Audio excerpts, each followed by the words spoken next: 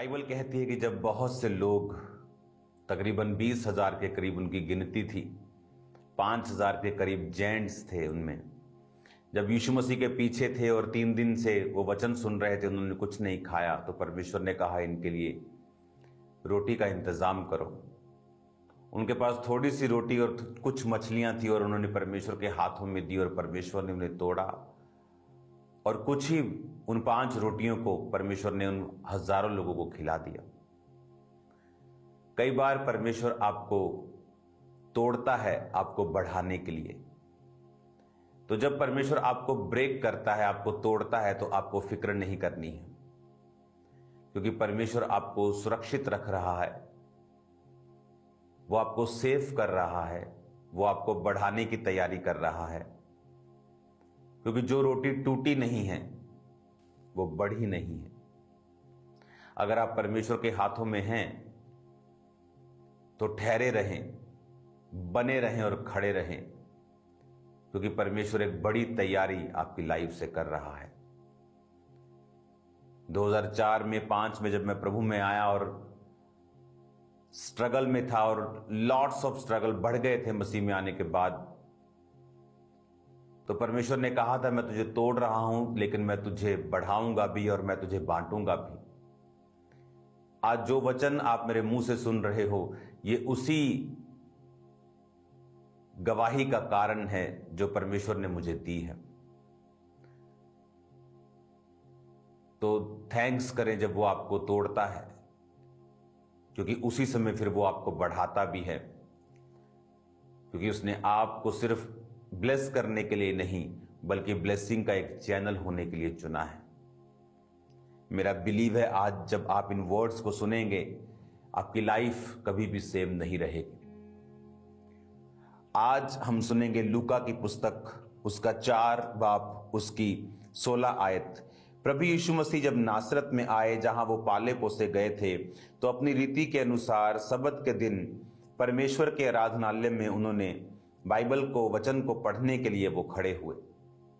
तो उसमें लिखा 17 आयत में, यशायाह भविष्यद्वक्ता की पुस्तक उन्हें दी गई और उन्होंने पुस्तक को खोला, और जब प्रभु यीशु मसीह ने उस पुस्तक को खोला तो वह जगह निकली जहां पर लिखा था, प्रभु का आत्मा मुझ पे है, इसलिए कि उसने कंगालों को सुसमाचार सुनाने के लिए मेरा अभिषेक किया है, इसलिए भेजा है मुझे कि मैं बंधुओं को छुटकारे का और अंधों को दृष्टि पाने का सुसमाचार प्रचार करूं और कुचले हुओं को छुड़ाऊं और प्रभु के प्रसन्न रहने के वर्ष का प्रचार करूं।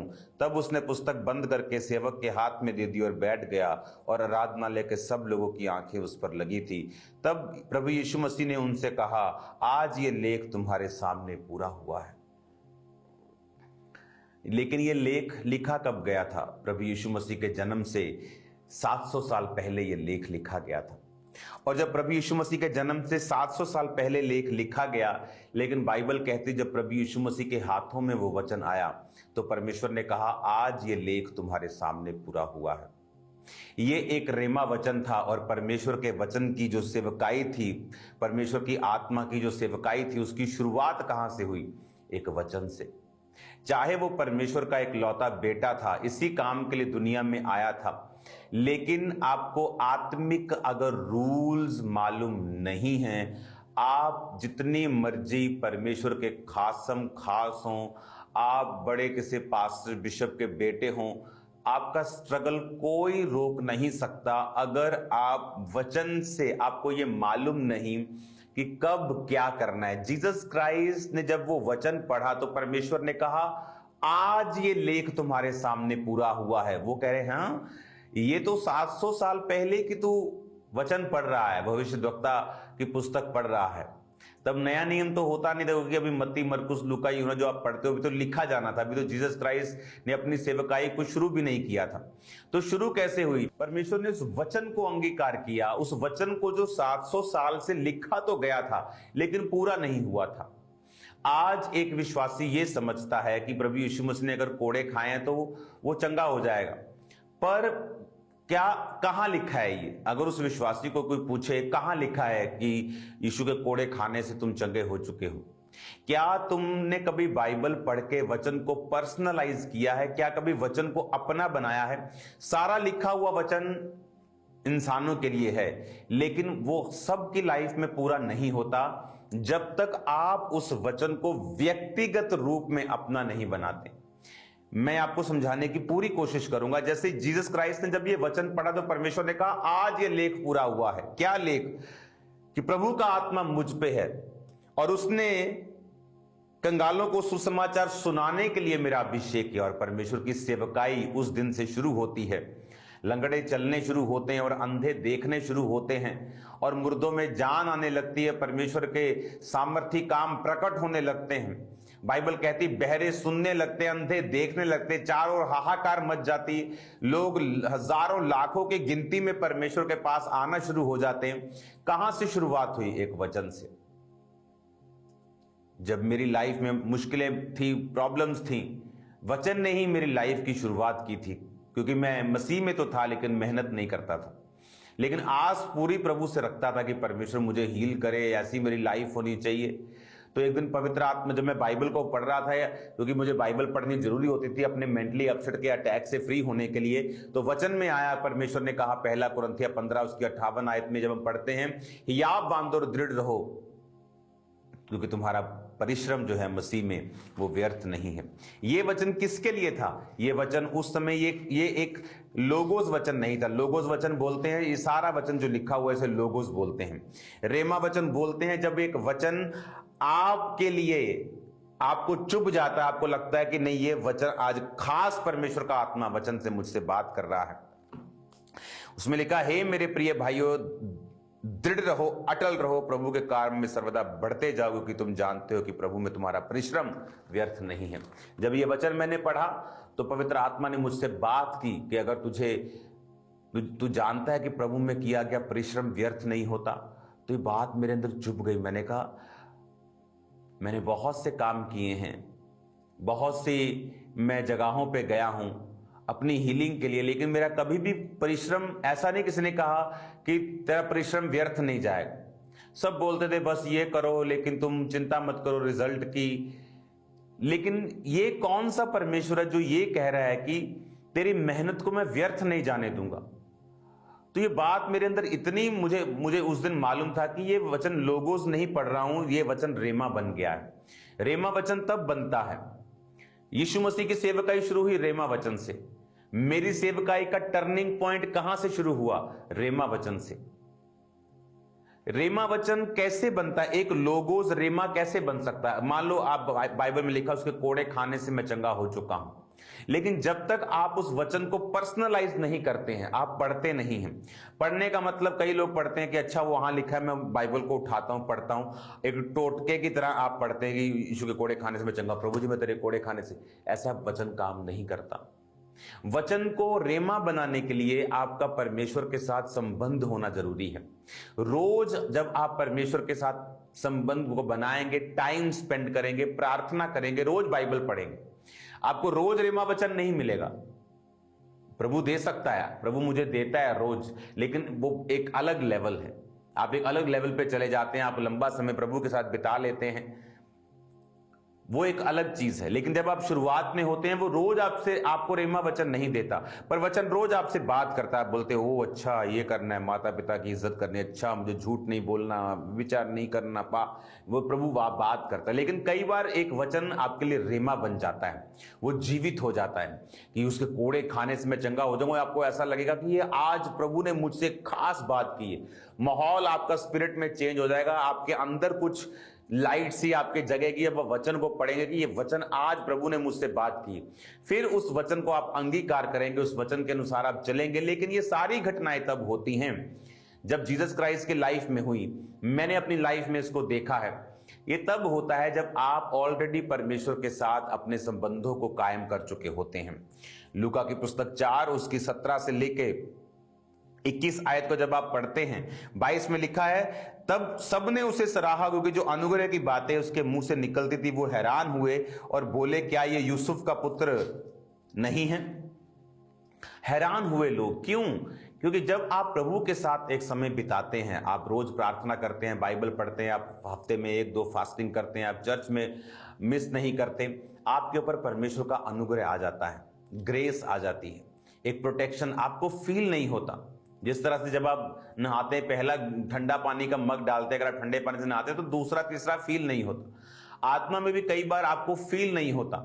आदम को भी जब रोज प्रभु से बात करता उसे वो फेमिलियर लगने लगा, आम लगने लगा, जबकि उसके ऊपर वो जो ग्रेस थी जब चली गई तो उसे मालूम हुआ वो कितनी बड़ी ग्रेस थी।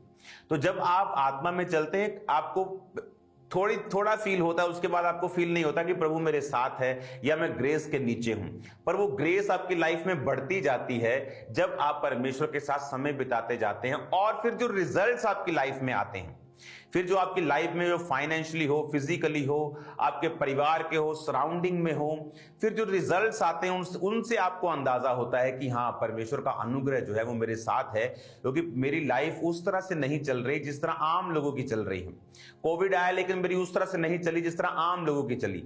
ये संघर्ष आया, ये इकोनॉमिक ब्रेकडाउन हुआ, लेकिन मेरी लाइफ को फर्क नहीं। आपको फिर मतलब समझ आने लगता है, आपको अंडरस्टैंडिंग होने लगती है कि प्रभु के साथ जो मैंने समय बिताया और परमेश्वर के साथ जो मैंने संबंधों को कायम किया है, और परमेश्वर जो आपको रेमा वचन, हर एक व्यक्ति का रेमा अलग है, हर एक व्यक्ति का केस अलग है, आप यूनिक बनाए गए हैं। आपके फिंगरप्रिंट दुनिया में 800 करोड़ लोग हैं, एक दूसरे के साथ नहीं मिलते। हम अगर एक किसी की स्केच बनाने लगेंगे तो 10 स्केच बनाने के बाद 12वां 11वां किसी ने के साथ मिलना शुरू हो जाएगा।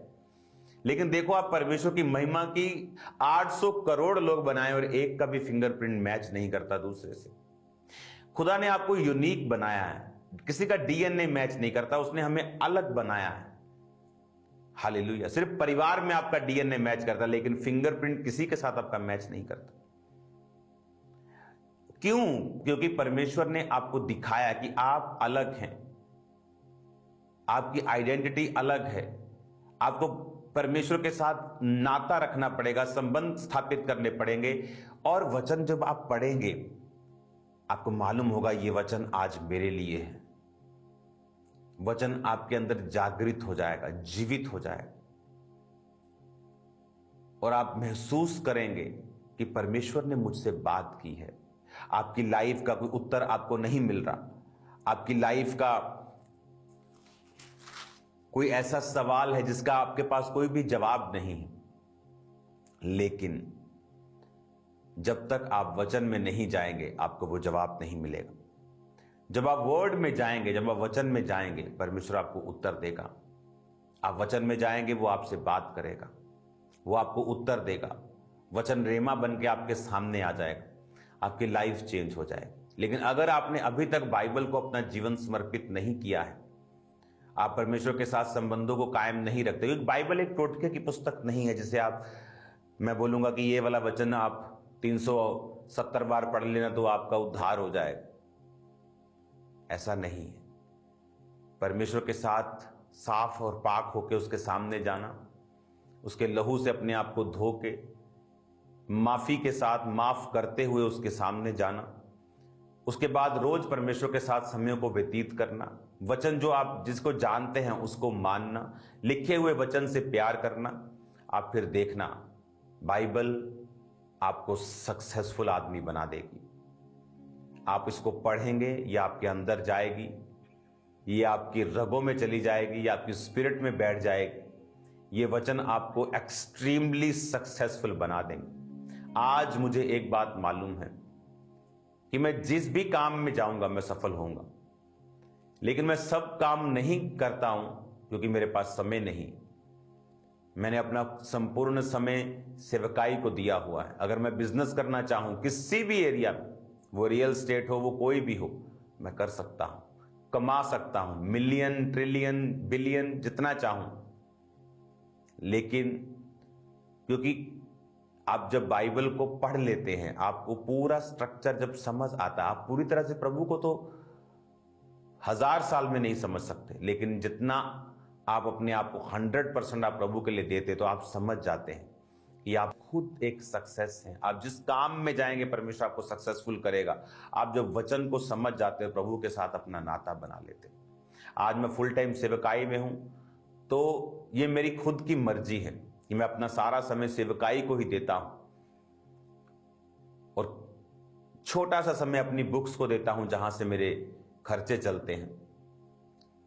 तो वो एक मेरा पर्सनल डिसीजन है कि मैं चर्च के ऊपर भार नहीं डालना चाहता, और अपना खर्चा मैं अपने काम से चलाना चाहता हूं, लेकिन मैं अपने काम को इतना समय नहीं देना चाहता कि मैं सेवा में समय ना दे पाऊं। इसलिए मेरा 100% आप बोल सकते हो कि वो जो समय है वो सेवा को जाता है। आप जब बाइबल को पढ़ लेंगे और रोज प्रभु के साथ एक नाता स्थापित करेंगे, ये गिव एंड टेक वाला मामला नहीं है कि आपने इतनी दिन बाइबल पढ़ी, रोजे रखे। मैंने बहुत से क्रिश्चियंस को नॉनसेंस करते देखा है। थोड़ी सी किडनी खराब हुई, चलो रोजे, किडनी ठीक, रोजे खत्म, बीमार हो गए, रोजे शुरू, प्रार्थना शुरू, ठीक हो गए, फिर ये ऐसा लगता है जैसे आप खुदा को यूज कर रहे हैं। कई होते हैं ना लोग जो दूसरों को यूज करते हैं। आपको डायरेक्ट, आपको क्लीन, आपको सीधी बात करनी है। आप प्रभु को आप यूज नहीं कर, कितनी बार आप स्टपनी यूज करेंगे, कभी तो स्टपनी भी पंचर निकलेगी।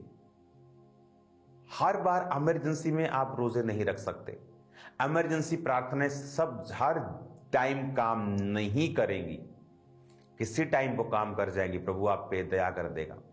लेकिन अगर आपका रूटीन बन चुका है इमरजेंसी, तो वो परमेश्वर काम नहीं करेगा। आपको परमेश्वर के साथ समय को बिताना है, बाइबल के साथ खास तौर पे समय को बिताना है। आप जब बाइबल पढ़ते हैं, प्रभु की आत्मा को इनवाइट करना है कि वो आपसे बात करे। जो वचन आप पढ़ते हैं वो रेमा वचन बन जाता है, और जब एक रेमा वचन आपकी स्पिरिट में चला जाता है और आप उस वचन के अनुसार चलने लगते हैं और अंगीकार करने लगते हैं, फिर जन्म होता है गवाहियों का, फिर जन्म होता है अजीब और अचंभी चीजों का, जो ह्यूमनली, जो इंसान से इम्पॉसिबल है। इसलिए मैंने अपनी लाइफ में वो काम होते देखे हैं जो इंसान से पॉसिबल नहीं है, जो सिर्फ परमेश्वर का आत्मा कर सकता है। हालेलुया। जब भी परमेश्वर के दास लाइव होकर परमेश्वर के गहरे वेदों को बताते हैं, तो समय से लाइव टीचिंग्स को सुनने के लिए और अपनी आत्मिक जिंदगी में उन्नति पाने के लिए सब्सक्राइब करें हमारे YouTube चैनल को और बेल आइकन को दबाएं, ताकि समय से आपको नोटिफिकेशन मिल सके। God bless you all.